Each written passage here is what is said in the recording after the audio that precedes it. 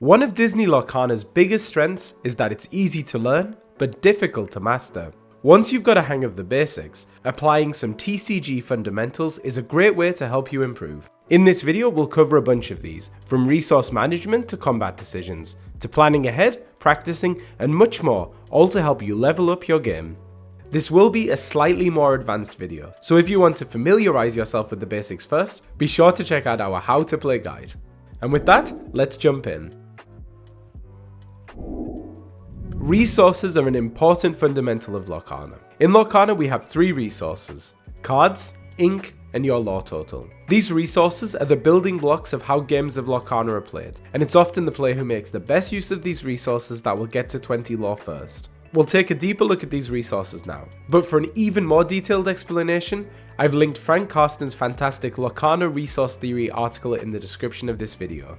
Card advantage is likely a term you've come across already, and refers to one player having more cards than their opponent. The player with more cards in their hand, on board, and in their inkwell is said to have card advantage. Let's say you have 3 cards in your hand, 3 cards in your inkwell, and 3 cards on board, while your opponent has 2 in hand, 2 in the inkwell, and 2 on board. In this case, you have 9 cards to their 6, and thus have card advantage.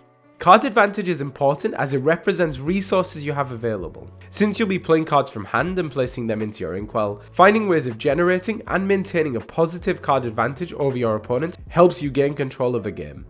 Drawing cards is perhaps the most simple way of generating card advantage. The song Friends on the Other Side trades 1 card, itself, for 2 cards, so your card advantage increases by 1.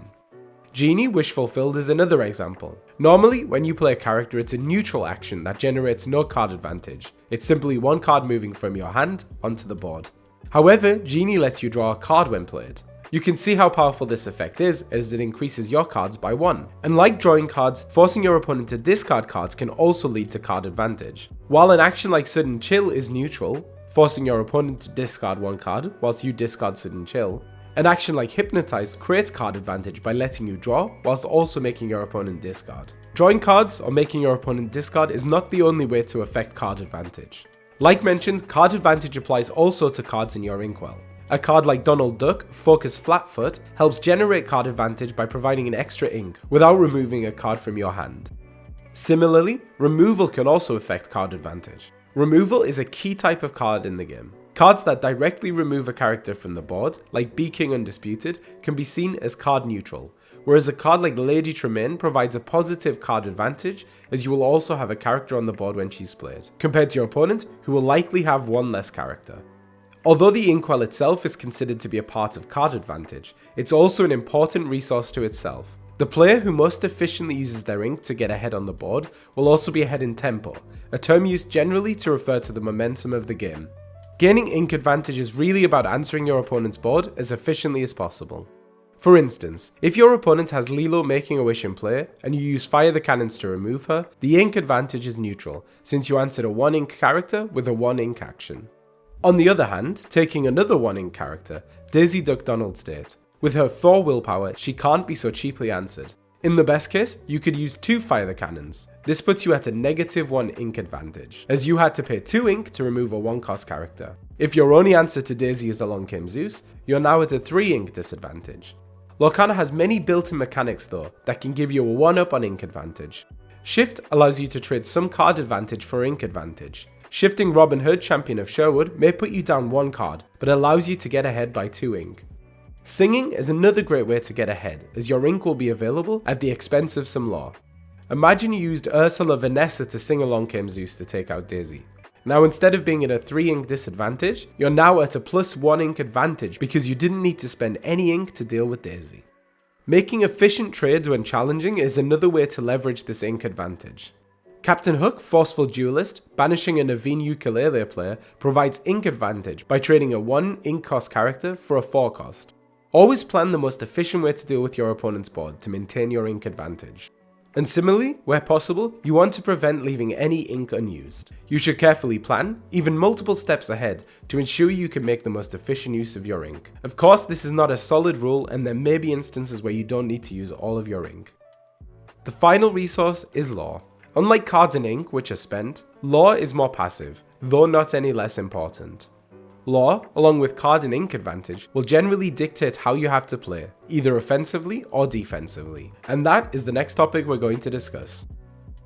With a better understanding of how resources impact games of Lorcana, you can apply these to your gameplay decisions, those being when to quest, when to challenge, and when to do nothing.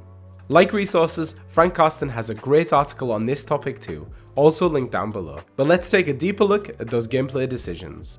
When it comes to questing, you will usually want to quest when it's safe to. That may mean your opponent has no characters on board, or any they do have would make unfavourable trades. Let's say your opponent controls John Darling, and you control David. It's most often going to be fine to quest with David, because even if your opponent challenges, David will survive.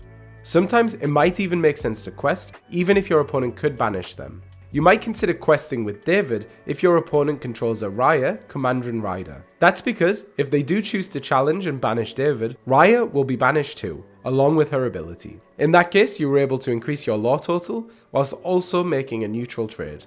When you've got a strong lead on your opponent, it might also be worth questing, even if they can challenge down your characters. That's because you'll be able to follow with more threats, applying more pressure and demanding more answers from your opponent. Similarly, if you have a wide board of multiple characters, you may decide to quest with everything, knowing your opponent simply won't be able to answer them all. And while questing is recommended when ahead, challenging is often recommended when behind, as this will help you regain control of the board and hopefully turn the game in your favour. That's because a part of card advantage is board control. Having control of the board, having more high value characters sets you up for victory, and challenging efficiently allows you to do that. Often, that means making favourable challenges. These types of challenges are ones where your character survives whilst banishing your opponent's character, or where you trade a low cost character for one of their high cost characters. Let's say you control Jim Hawkins' Rigging Specialist and Mr. Smee's Steadfast Mate, while your opponent controls Kakamora Boarding Party and Scar Heartless Hunter. Jim can favourably challenge into Scar and survive, and although Smee would be banished, he is a lower ink cost than Kakamora and takes a threat off the board. This leaves you with a character on board to your opponent's none. Perhaps the most difficult decision is to simply do nothing. If your characters would be banished in unfavourable challenges, then choosing not to quest may be the best response. This is true too if you're in a stalemate. Doing this allows you to buy time and hopefully find a better answer in your coming turns.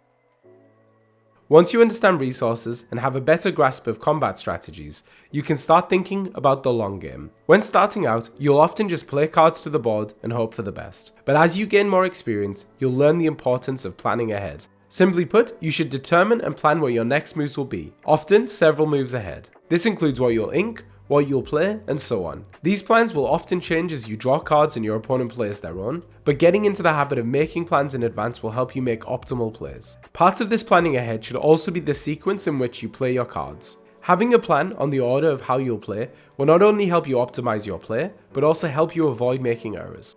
For instance, if you know you're going to sing Whole New World, you would want to use one of your available cards as ink first to maintain your card advantage. Likewise, if you have Daisy Duck Donald's Date on board, you may quest with her first, giving your opponent an extra card which you can then discard.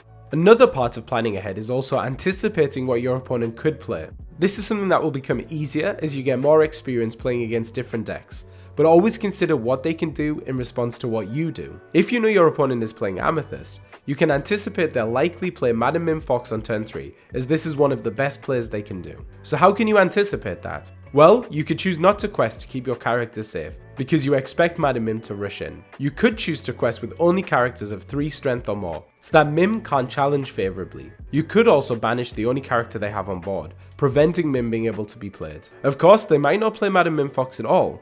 When I play, I always try and think about what is the worst thing my opponent could do, and then how do I avoid that. Beyond simply getting a better understanding of decks and how they play, you can also try and read your opponent's actions. Did they keep a character ready? It could be a potential shift target, or, in the case of Madam Mim Fox, a target to bounce back to their hand. Did they play out all of their cards? They could be preparing to play a whole new world. Did they hold back playing characters? A be prepared might be in the future. These types of reads will become more obvious as you play, but understanding the subtleties in what your opponent does can often help you anticipate what they're planning to do next. Keeping track of what cards have been played, both from you and your opponent, will also help in knowing what potential answers you each have left in your decks. This includes keeping track of cards in your inkwells, as well as those in the discard pile.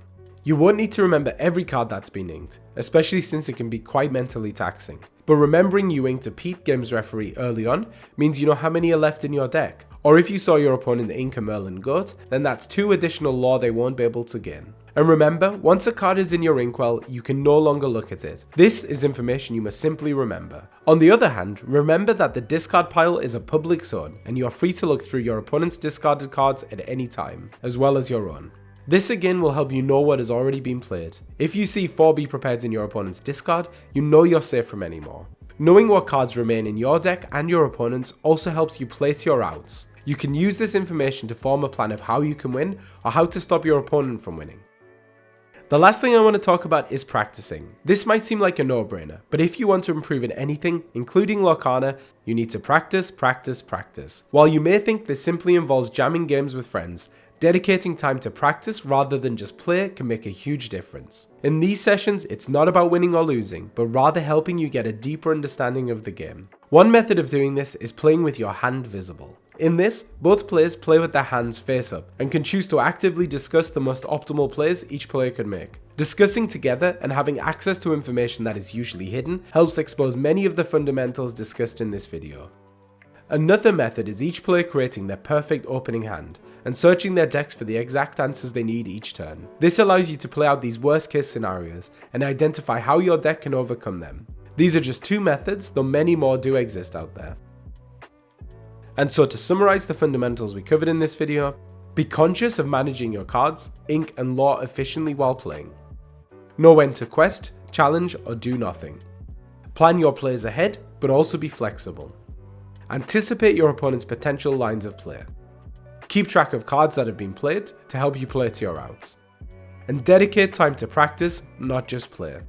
And those are some of the fundamentals to help you improve at Lorcana. If you found this video useful, be sure to hit the like button and subscribe for future content. And let us know down in the comments of any other fundamentals we may have missed or ones you'd like to see us cover in a future video. Until then, good luck improving your Disney Lorcana game and happy questing.